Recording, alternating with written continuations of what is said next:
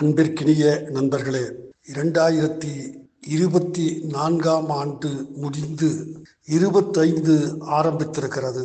2025 கடந்த ஆண்டில் தமிழ்நாட்டு அரசியலில் ஒரு முத்திரையை பதித்தவர்கள் யார் என்கிற சிறிய ஆராய்ச்சி தேவைப்படுகிறது. 2026 ஆரம்பத்தில் மாநில சட்டசபைக்கு தேர்தல் வர இருக்கிற இந்த பின்புலத்தில் யாரெல்லாம் கட்சியையும் கட்சிக்குரிய கொள்கைகளையும் கண்ணியத்தையும் காப்பாற்றியிருக்கிறார்கள் தமிழ்நாட்டில் என்று ஒரு எக்ஸசைஸ் தேவைப்படுகிறது என்று கருதுகிறேன். இதில் நான் அக்டோபர் மாதத்திலிருந்து குறிப்பாக எடுத்துக்கொள்ள காரணம், 24 அக்டோபரிலிருந்து தமிழ்நாட்டில் ஒரு நடிகர் தொடங்கிய புதிய அரசியல் கட்சி அப்போதுதான் முதல் மாநாட்டை நடத்தி அரசியலை ஆரம்பித்திருக்கிறது, அரிச்சுவடியை. எனவே நான் 2024 முழுமையாக கருத்தில் எடுத்துக்கொள்ளவில்லை என்றாலும் கூட கடைசி 3 மாதங்கள் இன்றைய தேதி, அதாவது 10/1/25 வரை நடந்த நிகழ்ச்சிகளை வைத்து யார் முதல் என்கிற தலைப்பில் என் கருத்துக்களை பதிவிடுகிறேன். 1000 இருந்தாலும் ஆளுங்கட்சி ஒரு மாபெரும் ராஜதந்திரி சமூக சீர்திருத்தவாதியுடைய மகனாக பிறந்தவர் திரு முத்துவேல் கருணாநிதி ஸ்டாலின் அவர்களிலிருந்து நாம் இந்த ஆராய்ச்சியை ஆரம்பிப்போம். அவர் உடல்நிலை சரியில்லை, வேகமாக சுறுசுறுப்பாக செயல்பட இயலவில்லை. அவர் எதிர்பார்த்த அளவுக்கு அவர் மகன் திரு உதயநிதி கை கொடுக்கவில்லை. அவர் காலை வாடிவிடாமல் இருந்தாலே போதும் என்கிற நிலைமை அப்பாவுக்கு. ஆனாலும் கூட நான் அவரை கணித்து விட்டுத்தான் மற்றவர்களை பார்க்க வேண்டும் என்று எண்ணுகிறேன். ஒரு 5-6 வயது சிறுவனின் மனநிலையில் திரு ஸ்டாலின் இருக்கிறார். ஒரு 5 வயது 6 வயது சிறுவன் நான் கண்ணெதுக்க பார்த்திருக்கிறேன். நான் அந்த வயதில் இருந்த காலகட்டத்திலே கை கொள்ளாத அளவுக்கு ஒரு காலனாவுக்கு கடலை உருண்டை கிடைக்கும். அது ஒரு ரேர். காலனா கிடைத்து காலையிலே ஒரு கடலை உருண்டையை வாங்கி சாப்பிட்டு விட்டால் அன்று பொழுதெல்லாம் சுறுசுறுப்பாகவும் ஆரோக்கியமாகவும் மன திருப்தியாகவும் மகிழ்ச்சியாகவும் இருக்கும். இது அன்றைய ஒரு 60 ஆண்டு காலத்துக்கு முன்னால் இருந்த 5 வயது சிறுவனின் மனநிலை. அதில் குறிப்பிட்டு சொல்ல வேண்டியது என்ன என்றால், அதை கடையிலே வாங்கி கையிலே எடுத்துக்கொண்டு வீடு வரை போய் வீட்டில் சாப்பிட வேண்டும் என்று பெற்றோர் நடுரோட்டில் நீ தின்றுவிடக்கூடாது, அசிங்கமாக இருக்கும் என்று சொல்லிக் கொடுத்த ஒரு நாகரிகத்தின் காரணமாக சிறுவர்கள் கையிலே நான் உட்பட எடுத்துக்கொண்டு வீடு நோக்கி நடந்து செல்வோம், மெல்ல மெல்ல. அப்போது தெருவில் யாரை பார்த்தாலும் அவர்கள் நம்மைத்தான் பார்க்கிறார்கள், அல்ல நம் கையில் இருக்கிற கடலை மிட்டாயை பார்க்கிறார்கள். ஒருவேளை பிடிக்கிக் கொள்வார்களோ, இந்த ஆள் என்னை பார்த்து ஏன் சிரிக்கிறான், கடலை மிட்டாய்க்காக சிரிக்கிறானோ, அந்த சிறுவன் கொஞ்சம் உக்கிரமாக விரோதத்தோடு பார்க்கிறானே, ஏன் கடலை மிட்டாய் தான் காரணமா என்றெல்லாம் சிந்தனை எழுவதுண்டு. அந்த கடலை மிட்டாயை காப்பாற்ற வேண்டும் என்கிற ஒரே நோக்கம் மட்டுமே வாழ்க்கையில் இருப்பதாக உணர்வோம். எப்படியாவது அந்த கடலை மிட்டாயை காப்பாற்றி வீடு வரை கொண்டு சேர்த்து விட வேண்டும். அந்த மனநிலையில்தான் இன்றைக்கு திரு ஸ்டாலின் இருக்கிறார்.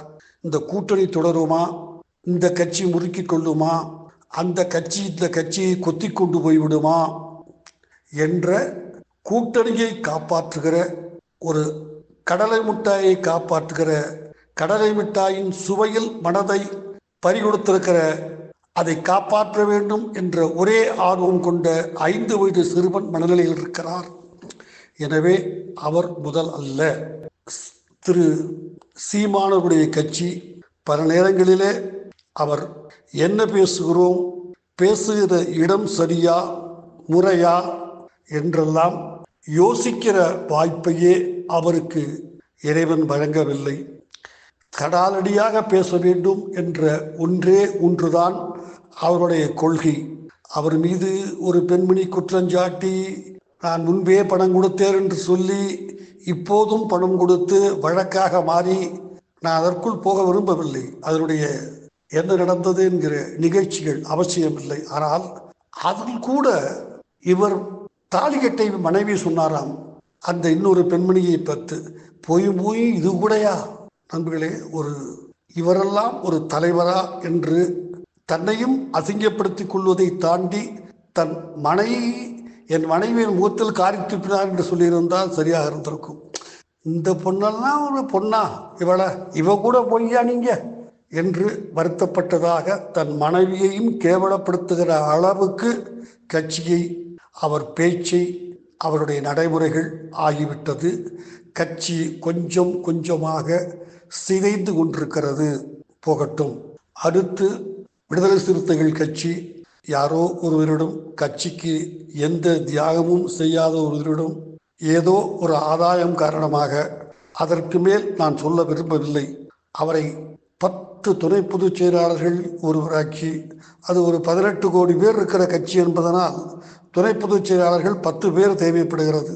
அவரை அதிகமாக பேசவிட்டு, அவர் மீது இவருக்கு இருந்த கண்ட்ரோல், இவர் பொதுச் செயலாளரா அவர் பொதுச் செயலாளரா, இவர் தலைவரா அவர் தலைவரா என்கிற சந்தேகத்தை உண்டாக்குகிற அளவிற்கு கொண்டு போய் முதலமைச்சர் ஸ்டாலின் மிக கடுமையாக இவரை கண்டித்த பிறகு அவரை கட்சியை விட்டு 6 மாதம் சஸ்பெண்ட் செய்து, அவர் போடா போ என்று இவரை விட்டுவிட்டு போய்விட்டார்.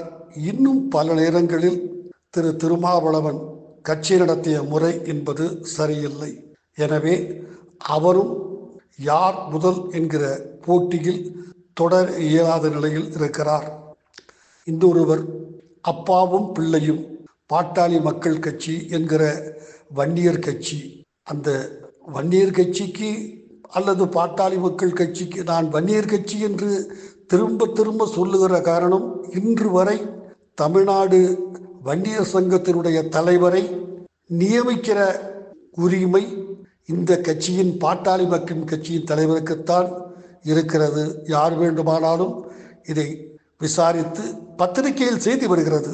இன்னாரை இந்த சங்கத்தின், ஜாதி சங்கத்தின் தலைவராக பாட்டாளி கட்சி மக்கள் கட்சியின் தலைவர், பாட்டாளி மக்கள் கட்சியின் தலைமை பொறுப்பில் இருக்கிறவர் நியமித்தார் என்று செய்தியே வருகிறது. அதனால்தான் அதை ஒரு ஜாதி கட்சி என்று நான் அழைக்கிறேன். அந்த கட்சி ஆரம்பிக்கப்பட்ட போது ஆரம்பித்தவர் திரு ராமதாஸ் சொன்னார், எங்கள் கட்சியில் எந்த வாரிசுக்கும் குடும்ப உறுப்பினருக்கும் பதவி வழங்க மாட்டோம். அப்படி நாங்கள் செய்தால் நடுத்தருவில் நிற்க வைத்து எங்களை சாட்டையால் அடியுங்கள். மகன் வந்து விட்டார், மருமகள் வந்து விட்டார், இன்னும் பல சொந்தக்காரர்கள் வந்திருக்கிறார்கள். இதுவரை அடிப்பதற்கு யாருக்கும் சாட்டை கிடைக்கவில்லை. அந்த கட்சி மேடையிலேயே இன்றைக்கு தலைவராக இருக்கிற திரு அன்புமணிக்கும் ஏதோ ஒரு காலத்தில் தலைவராக இருந்த கட்சியை ஆரம்பித்த ராமதாஸுக்கும் சண்டை. ஒரு குறிப்பிட்ட உறவினரை பாட்டாளி மக்கள் கட்சியினுடைய இளைஞரணிக்கு தலைவராக போட வேண்டும் என்று நிறுவன தலைவர் சொல்ல, இன்றைக்கு தலைவராக இருக்கிறவன் அவன் கட்சிக்கு வந்து 4 மாதங்கள் ஆகின்றன.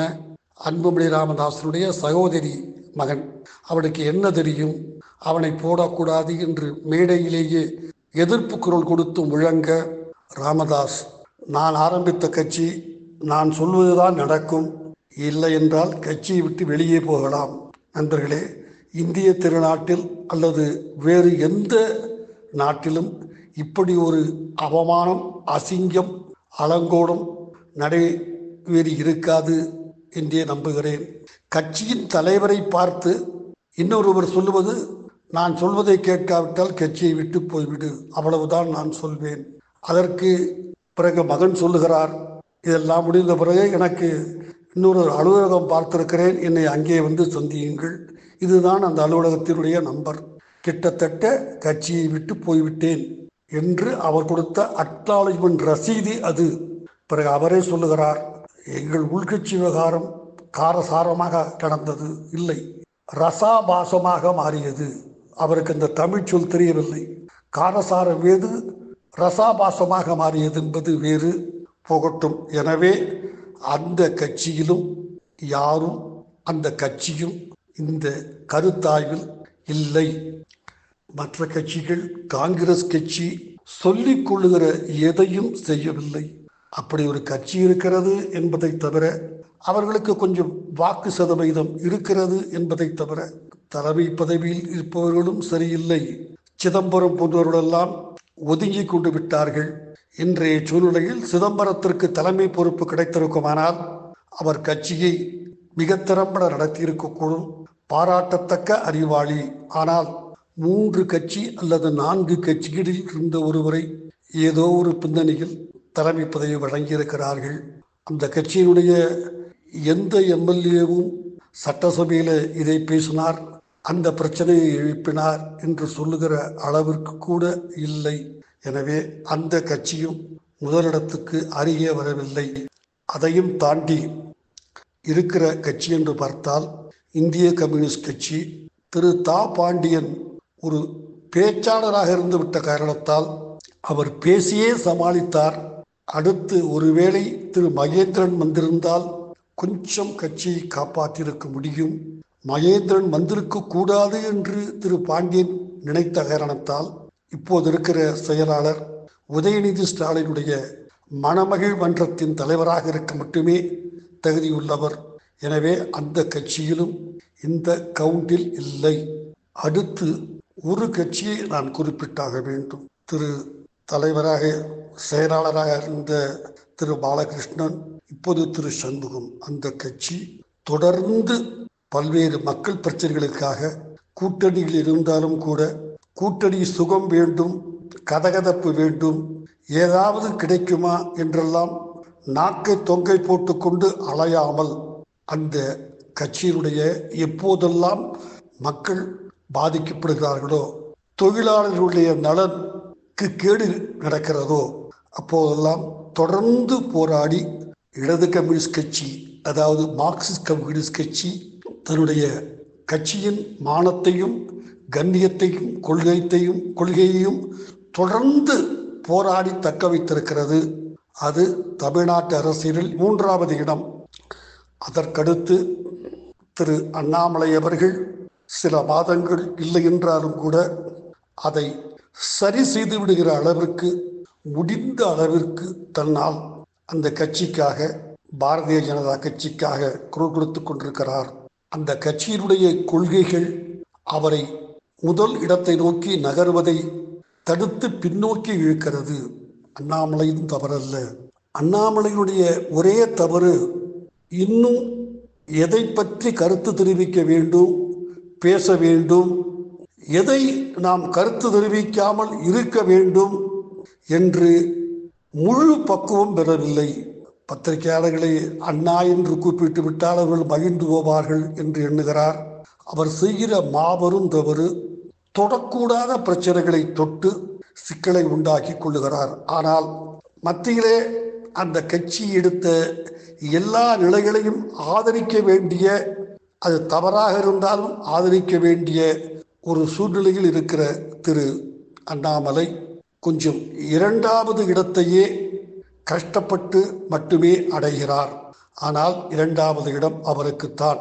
தமிழ்நாடு வெற்றி கழகத்தை பொறுத்தவரை நான் இந்த கணிப்பில் அவர்களை சேர்க்கவில்லை. காரணம், எந்த போராட்டத்தையும் பெரிய அளவில் அவர்களால் கையாள இயலவில்லை. இன்று வரை கிட்டத்தட்ட அது ஒரு ரசிகர் மன்றமாக மட்டுமே இருக்கிறது என்று கருதுகிறேன். எனவே இந்த கணிப்பில் அவர்களுக்கும் சின்ன சின்ன கட்சிகள், திரு வைகோவினுடைய கட்சி, இவர்களெல்லாம் நான் எடுத்துக்கொள்ளவில்லை. முதலிடம் எந்த விதமான ஒளிவு மறைவின்றி ஆதரவான எண்ணங்களை முழுக்க நீக்கிவிட்டு சொன்னால் திரு எடப்பாடி கே பழனிசாமிக்கு மட்டுமே உரித்தாகிறது. கடந்த ஒரு குறைந்தபட்சம் 3 மாதங்கள் அவர் நல்ல வேலை செய்திருக்கிறார். தன் கட்சிக்குள் எதிராக இருந்த குரல்களை எல்லாம் மிகச் சாமர்த்தியமாக, நாகரிகமாக அடக்கி வைத்திருக்கிறார். இன்று வரை அவர் எடுத்த கொள்கை முடிவு மிக முக்கியமான 2. 1, பாஜகவோடு கூட்டு இல்லை. தொடர்ந்து அதில் உறுதியாக இருக்கிறார். அவருக்கு ஏற்படுகிற, அவர் தாங்கிக் கொள்ளுகிற கஷ்டங்களை என்னால் புரிந்து கொள்ள முடிகிறது. ஆனாலும் கூட புன்னகை முகத்தோடு அவைகளை ஏற்றுக்கொண்டு அந்த கொள்கையில் உறுதியாக இருக்கிறார். அவருக்கும் நல்லது, தமிழ்நாட்டுக்கும் நல்லது. இன்னொன்று, சட்டசபையிலும் வெளியேயும் உறுதியாக இருக்கிறார். யாரை கட்சியை விட்டு நீக்கிவிட்டோமோ அது முடிந்து போன விஷயம். அந்த கதைக்கு இன்னொரு அத்தியாயம் இல்லை. அதை பற்றி அதிகமாக பேசி மாட்டிக்கொள்ளாமல் மிக தேர்ந்தெடுத்த வார்த்தைகளை வைத்து தெளிவாக்கிவிட்டு வெளியே வந்து விடுகிறார். 3, இதை நான் சொல்லியே ஆக வேண்டும். சட்டசபையிலே இந்த முறை நன்றாக பணியாற்றினார். அமைச்சர்களை பார்த்து அநேகமாக தமிழ்நாடு சட்ட சபை சரித்திரத்திலேயே ஆ ஓ என்று சத்தம் போடுவதுதான் அமைச்சர் பதிலா என்று யாரும் கேட்டிருக்க மாட்டார்கள். அந்த தைரியம், நாணயம் அவருக்கு இருக்கிறது. திரு ஸ்டாலின் கூட அரசியல் செய்கிறார் என்று சொன்னபோது அவர் சொன்னதை திருப்பி அவரிடமே சொன்னார். ஆமாம், ஒரு அரசியல் தலைவர் அவியலா செய்வார், அரசியல் தானே செய்வார் என்றார். அது மட்டுமல்லாமல் இன்னொன்றும் நான் சொல்ல வேண்டும். ஒரு கொள்கை அடிப்படையில் அதில் நான் கருத்து வேறுபாடு எனக்கு இருந்தாலும், யார் அந்த சார் என்ற முழக்கம் ஒரு அரசியல்வாதியாக திரு இபிஎஸ் ஜெயித்து விட்டார் என்பதை அவருக்கு சுட்டிக்காட்டி மக்கள் கொள்ளுகிற அளவுக்கு தனியாக இருக்கிற நான் ஒரு நாற்காலில் உட்கார்ந்து எந்த கருத்தை வேண்டுமானாலும் சொல்லிவிட்டு வீட்டுக்கு போய்விடலாம். அரசியல்வாதியாக இருக்கிற போது நாளை இதே மாதிரி சூழ்நிலை அதிமுகவுக்கும் வரலாம். நேற்றும் பொள்ளாச்சியோ நாகர்கோவிலோ வேறெங்கோ வந்திருக்கலாம். இருந்தாலும் அதை திறம்பட பயன்படுத்தி கொண்டிருக்கிறார். அதற்காக பாராட்டுதல்கள். எனவே முதல் இடம் தமிழக அரசியலில் அரசியல்வாதியாக திரு எடப்பாடி பழனிசாமி அவர்களுக்கே கிடைத்திருக்கிறது. வாழ்த்துக்கள்.